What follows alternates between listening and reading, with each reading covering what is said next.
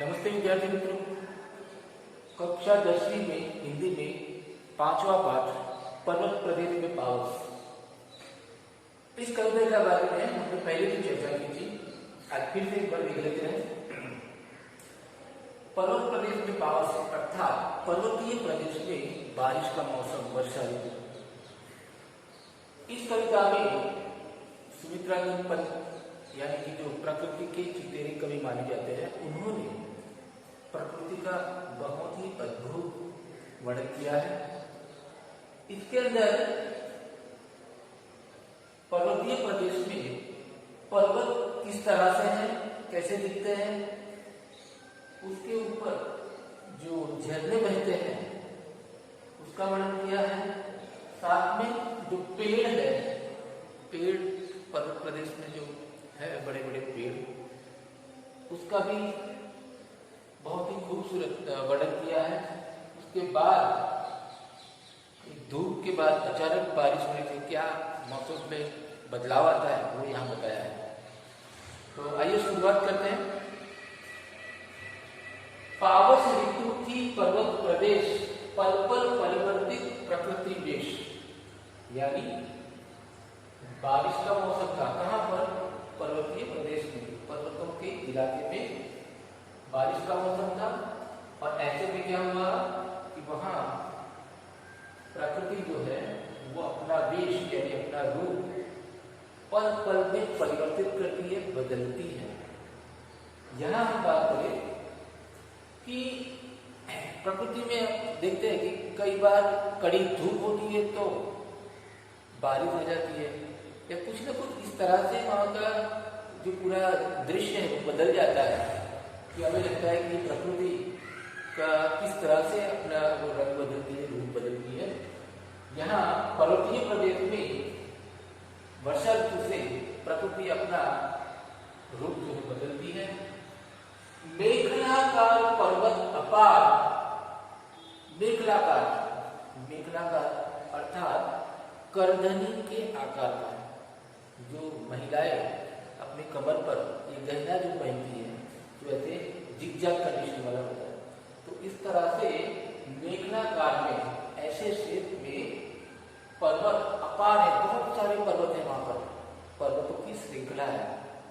तो मेखलाकार पर्वत अपार अपने सहस्त्र दृढ़ सुमन फाड़, दृढ़ सुमन, दृढ़ यानी आंखें, सुमन यानी फूल, तो सहस्त्र यानी हजार।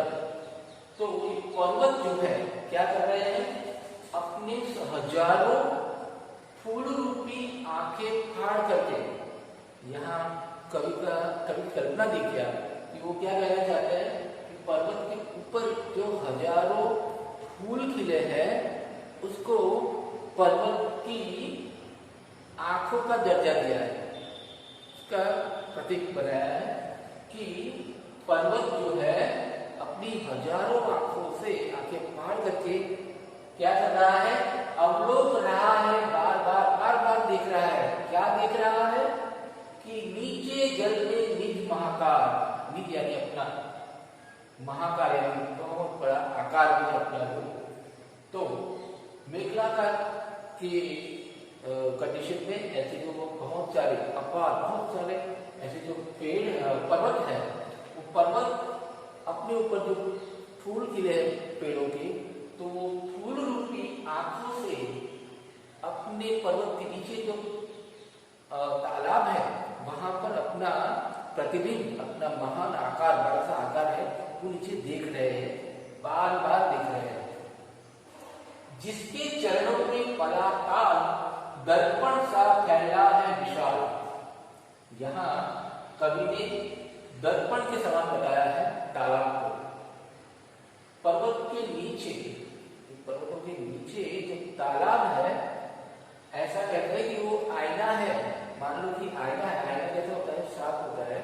तो यहाँ तालाब का पानी भी इतना साफ है कि अपने चरणों में, अपने नीचे, अपने पैरों के नीचे जो है पर्वत के वो जो तालाब है उसमें अपना बड़ा आकार जो है, अपना प्रतिबिंब वो बार बार अवलोक रहा है, देख रहा है। आगे गिरी का गौरव गाकर झरझर गौरव यानी महिमा यानी गुणगान तारीफ।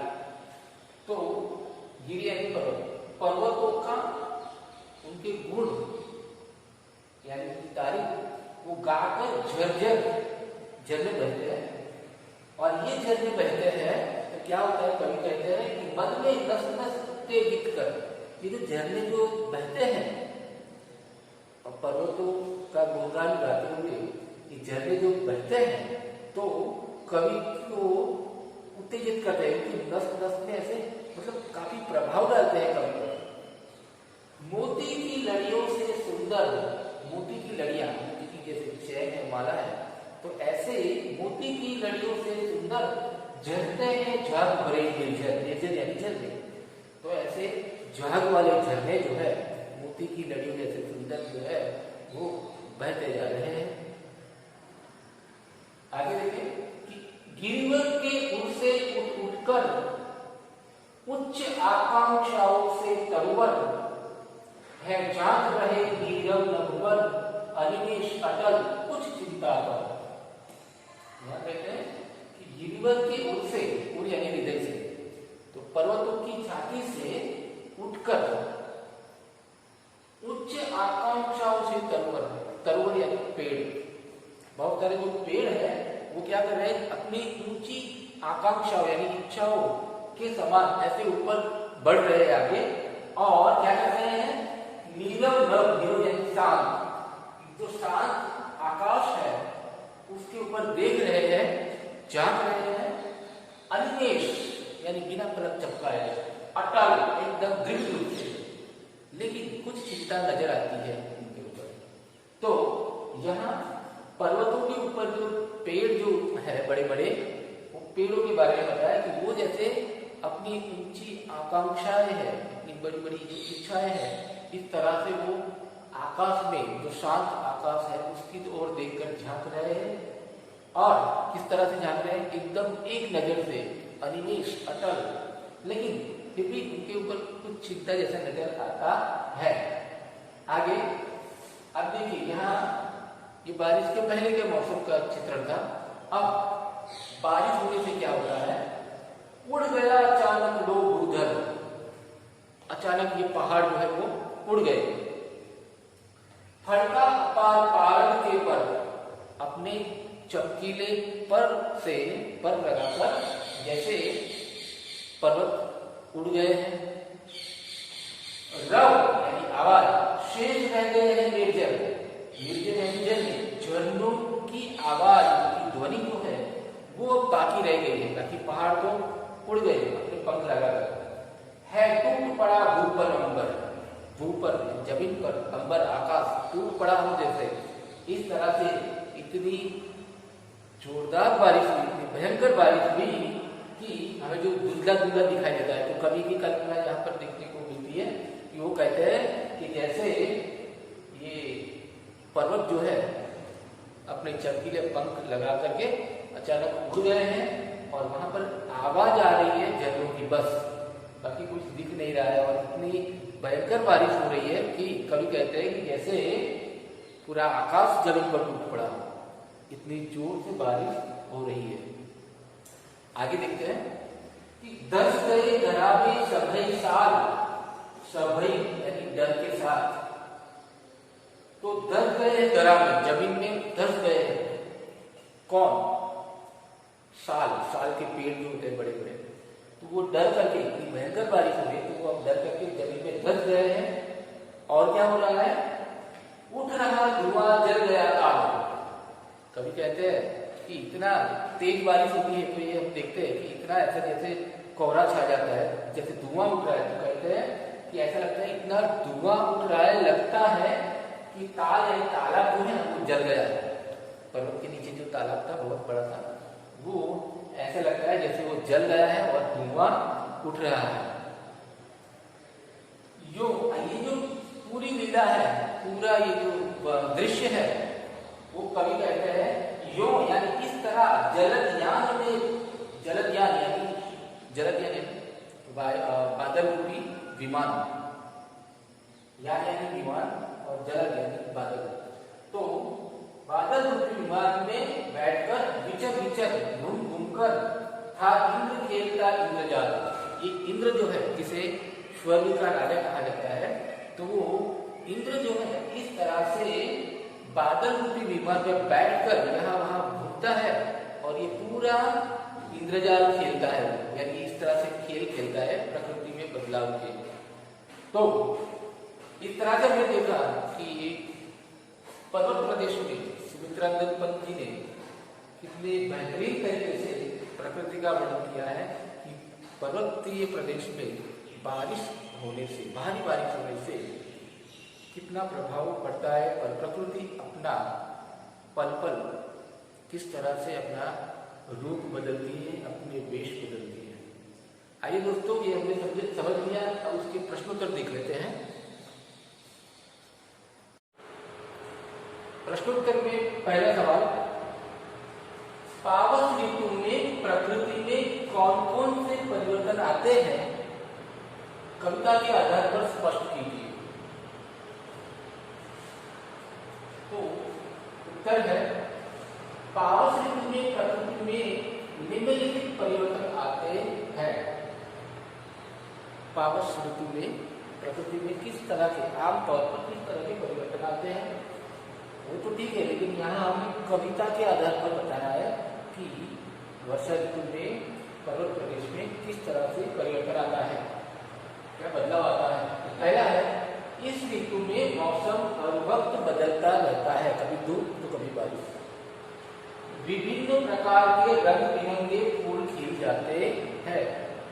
फिर है, पर्वत के नीचे फैले तालाबों में पर्वतों की परछाई दिखाई देती है, प्रतिबिंब दिखाई देता है। मोती की लड़ियों की तरह बहते झरने, ऐसा लगता है मानो पर्वतों का गुणगान कर रहे हो, पर्वत की तारीफ कर रहे हो, उसकी महिमा का गान कर रहे हो, ऐसा लगता है। पर्वत पर उनके ऊंचे वृक्ष आसमान को चिंतित होकर निहार रहे हैं कि बारिश क्यों नहीं हो रही, क्या है, इस तरह से वो चिंता करते हुए आकाश को देख रहे हैं। तेज वर्षा के कारण चारों तरफ धुंध छा जाता है, कोहरा छा जाता है चारों तरफ, तेज बारिश के कारण। तो ये पहले सवाल का उत्तर है। दूसरा सवाल देखते हैं, मेघलाकार शब्द का क्या अर्थ है, कवि ने इस शब्द का प्रयोग यहाँ क्यों किया।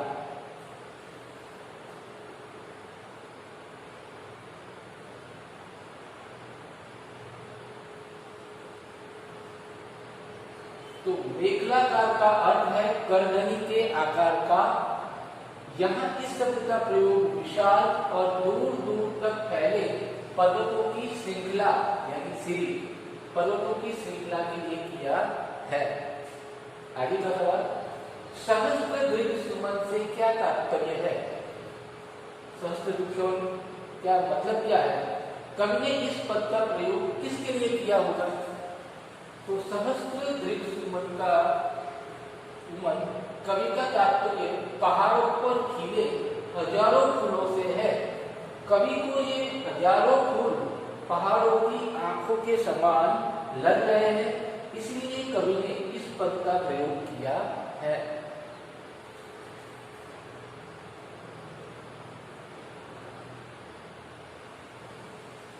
कवि ने तालाब की समानता किसके साथ दिखाई है और क्यों। तो कवि ने तालाब की समानता दर्पण से की है, आयु से की है, क्योंकि तालाब भी दर्पण की तरह स्वच्छ और निर्मल प्रतिबिंब दिखा रहा है, इतना साफ पानी है।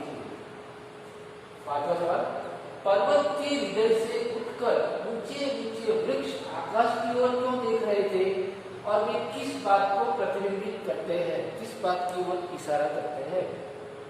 तो पर्वत के हृदय से उठकर ऊंचे ऊंचे वृक्ष आकाश की ओर एक तक चिंतित होकर ऐसे देख रहे थे जैसे कि वे उनकी ऊंचाइयों को छूना चाहते हैं, आकाश की ऊंचाई को छूना चाहते हो। वे अपनी मन की आकांक्षाओं को प्रतिबिंबित करते हैं। पेड़ की जो मन की आकांक्षा होती है, इच्छा होती है, उसको प्रतिबिंबित करते हैं।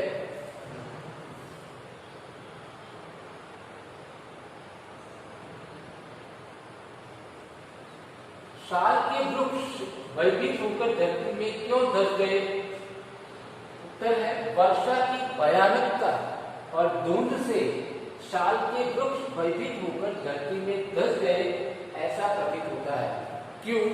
तो वर्षा की भयानकता और धुंध दोनों से डर कर साल के वृक्ष जो है वो जमीन में धंस जाते हैं। झरने किसके गौरव का गान कर रहे हैं? बहते हुए झरने की तुलना किससे की है? तो झरने पर्वतों की गाथा यानी कहानी, झरने पर्वतों की गाथा का गान कर रहे हैं। बहते हुए झरने की तुलना मोती की लड़ियों से की गई है।